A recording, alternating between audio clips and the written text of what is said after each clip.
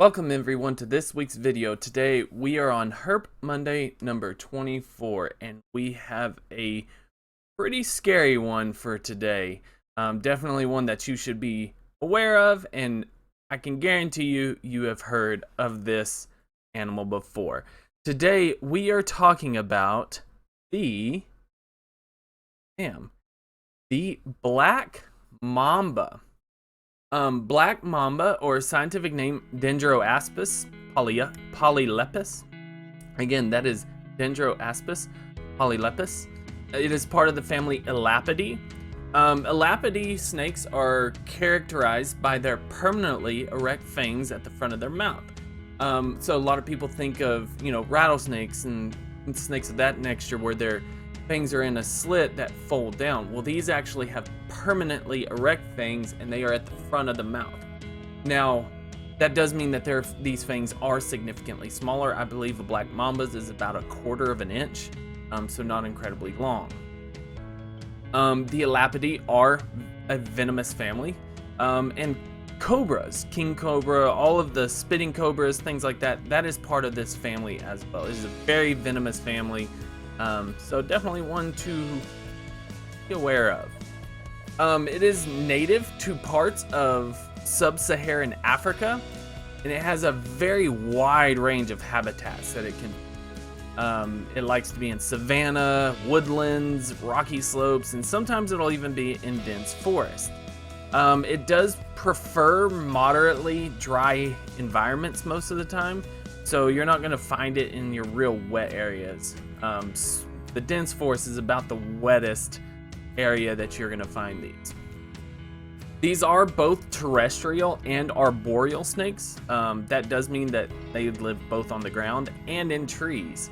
When they are on the ground, though, they move with its head and neck very raised, sometimes 2 to 3 feet off the ground, and it just slithers around. That helps it really keep an eye out predators, for things that concern it, or for even potential prey. I don't believe it does an active hunt for prey, but I'm not experienced enough with that.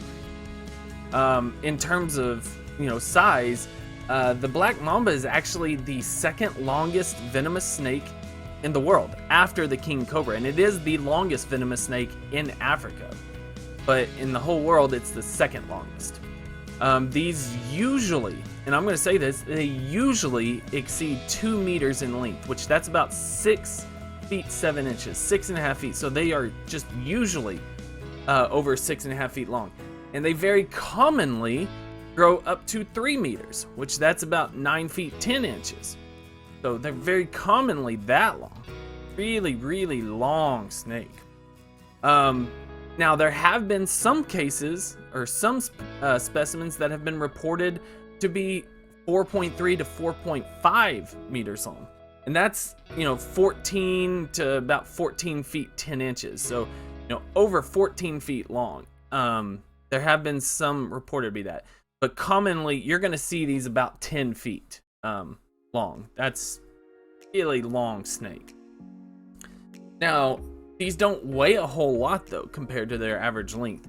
They weigh on average, everything I found seemed to point that they weigh on average between 1.03 kilograms to 1.6 kilograms, which that's basically about 2.5 to 3.5 pounds. So it's a very light snake. And you can kind of see from these pictures that it is really, a skinny type of snake. We'll get in, it's just a very long, slender, cylindrical snake. It doesn't really have much shape other than just being a tube, basically. Now the skin color, it's gonna be, gray, dark brown, sort of an olive green, with the belly being lighter than the back. I mean, they do have kind of a moot color. They do have these sort of bars towards the back that seems to be relatively common. They get darker and have some banding towards the end, with their tail being much darker. When they're young, they are actually much paler, and then they darken up as it gets older. Now, it has sort of its head, it is very coffin shaped, which is very fitting considering that, as everyone should know, the black mamba is an incredibly dangerous snake. But how did the black mamba get its name? And it's actually got its name from the inside of its mouth. So here you kind of see, kind of a side view of the coffin. You can kind of imagine, from the top that it is a sort of coffin shape, but you can see on the inside of its mouth, it's a really dark black, almost silky black coloration. And you can even see in this picture, which is copyrighted by Larsa D in 2011, an incredibly clear picture. You can just see incredible detail, but you can see how dark the inside of that mouth is. It's really, really dark. So that is actually how the black mamba got its name. And there is the green mamba, and I believe there's a bunch of different mambas that I'm not too familiar with. These are a diurnal snake, meaning they are active during the day, and they actually prey on birds and small mammals. There's a lot of misconception that these are, these will fully attack a horse, thinking it can eat it. That's not the case. These only really go after birds, small mammals, sometimes other snake. Very kind of a generalist predator, but they will hunt these small animals pretty actively. An interesting note about the black mamba is the fact that whatever it does eat, it can fully digest its prey in about 8 to 10 hours. So that's an incredibly fast metabolism, which kind of segues into our next part. These snakes are incredibly fast and active. There are reports of them chasing down horses. That seems to be anecdotal and not true, but these have been clocked in and can move at speeds up to 16 kilometers per hour, which that's about 10 miles per hour over short distances. I've seen some other evidence that says they get up to 12.5 miles per hour over short distances. That's pretty fast, but most of it seems to stay around that 10 miles per hour over short distances. And it does seem that they can just move across the ground just normally while searching about 6 miles per hour, which that would be 10 kilometers per hour, I believe, something like that. And that's just them kind of just going from point A to point. That's their walking speed, which is an incredibly fast speed for a snake. Now, these do have a threat display. Remember, this is part of the family of the cobras. It is in the Elapidae family. And it does have a threat display kind of like the cobra. It will actually get onto its, kind of its belly and rear up its head, just like a cobra. And remember, that's how they actively move across the ground. They keep their heads up. Well, when they are threatened, they will get in that display and they'll open their black mouth. This is a threat display right here. And then they actually have a very narrow neck flap. So they basically think like the cobra, king cobra has a very large neck flap that it opens in its threat display. Well, these just kind of flatten out some like loose skin. But it's still noticeable. You are going to notice that neck flap. And they sometimes hiss. They're not going to hiss all the time, but they seem to sometimes hiss as well. And part of the fear behind the snake is that these are a very skittish and unpredictable snake. These do not like being messed with. And please don't. They usually don't tolerate humans within 40 meters, which that's about 130 feet. If they see a human within that distance, they're going to run away. And that's usually what they do. They run away. They dive into a burrow very fast. However, when they're startled, that's when they'll go into their threat display. And now that's when we're going to get into sort of the interesting fact that we're going to end on.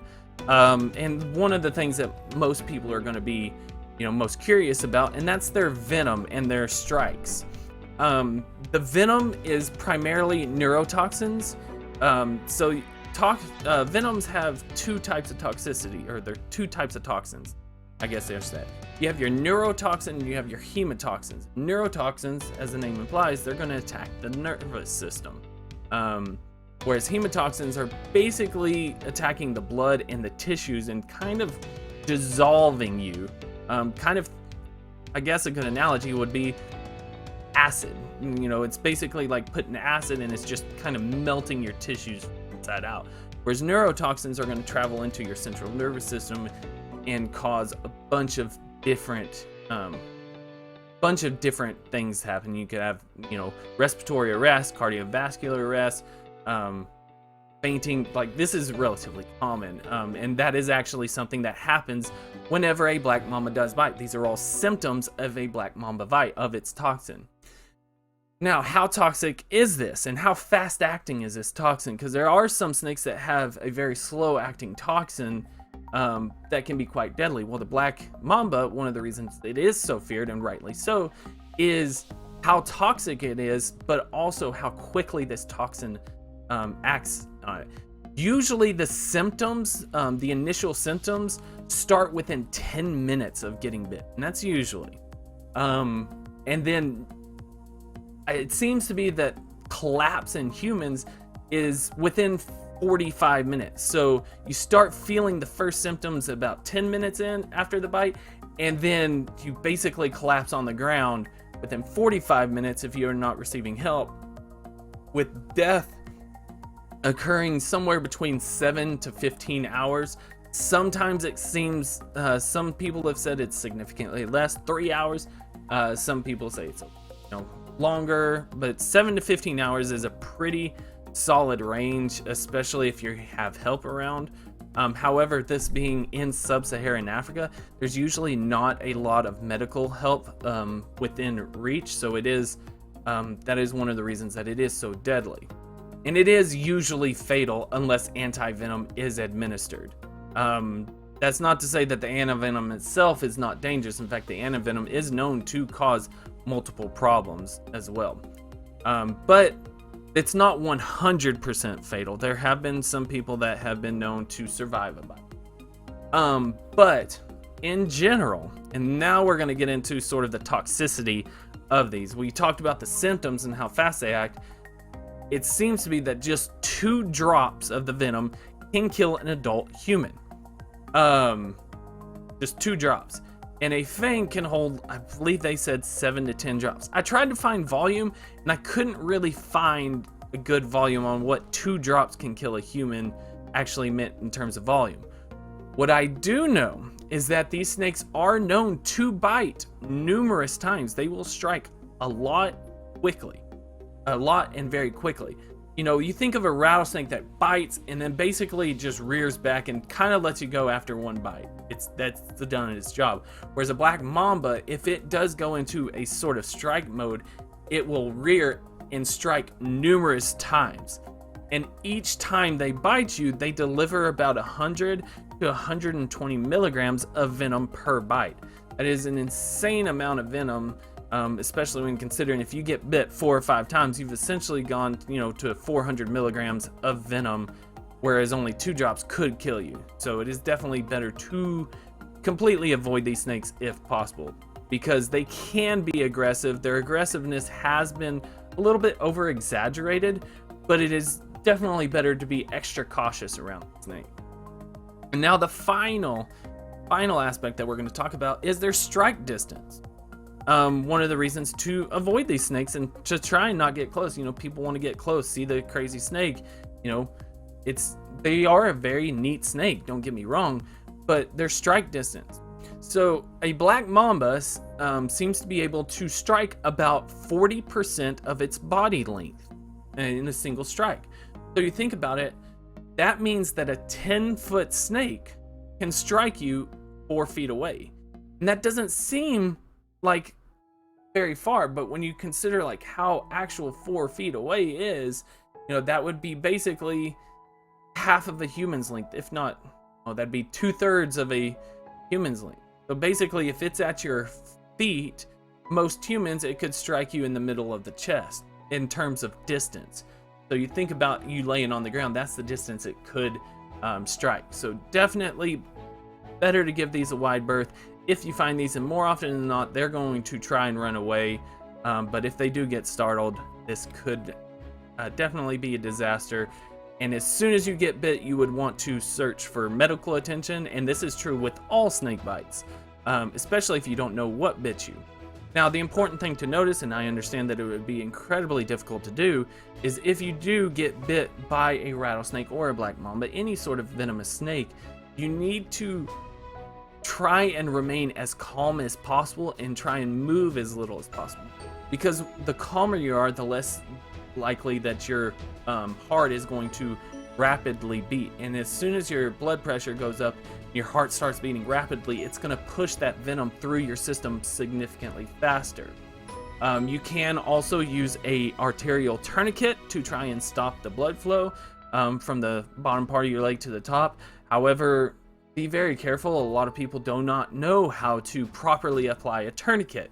But, you know, sometimes to lose a leg, that's a lot better than, you know, losing your life. But thank you guys so much again. I really appreciate it, and I hope to see you again. If I don't, please be safe. Have a great day. Please leave a like, comment, and subscribe. If you do, I'd really appreciate it, and I hope to see you again. Take care of yourselves. Take care of your loved ones, and